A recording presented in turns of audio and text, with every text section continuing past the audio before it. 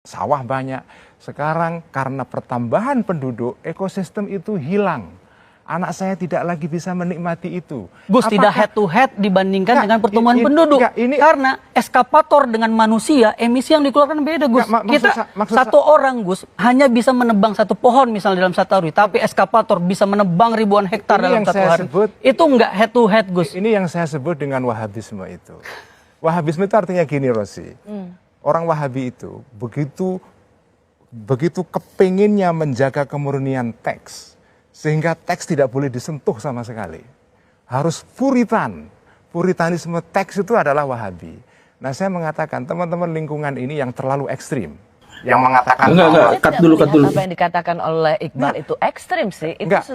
Itu yang langsung nyerang ke Wahabisme gitu. Jadi langsung main framing itu, kalau main belajar logika filsafat itu langsung jatuhnya pada bagian itu ya. Ya, pada bagian cacat logika itu langsung main frame. Jadi gini nih, kalau misalkan orang-orang lingkungan hidup itu disebut Wahabisme lingkungan, sebenarnya dalam hal ini konteksnya justru PBNU yang jadi Wahabi. Garis bawahi pernyataan saya, silahkan di-share kemana-mana. NU berubah jadi Wahabi.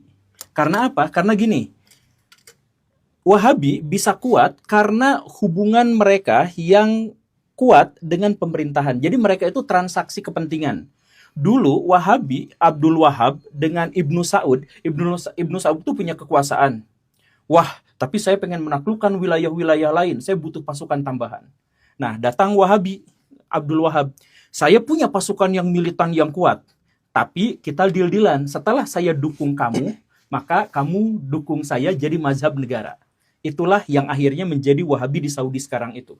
Dan itu akhirnya menjadi pembeda dengan Salaf. Pembeda. Karena orang Salaf itu biasanya sangat hati-hati kalau dia itu berinteraksi dengan penguasa. Kalau Wahabi itu fix langsung. Jadi gini, baraya kritik misalkan Saudi Arabia, itu orang-orang Wahabi itu langsung marah-marahnya luar biasa. Tapi kalau kritik pemerintah Indonesia, kritik Zimbabwe, mereka anteng. Karena yang paling penting itu adalah keterikatan afiliasi dengan kekuatan politik. Nah, itu Wahabi. Itu Wahabi. PBNU juga gitu. Ketika dia dikasih konsesi tambang, tiba-tiba langsung jadi tameng. Itu yang saya udah sering bilang di zaman dulu kan.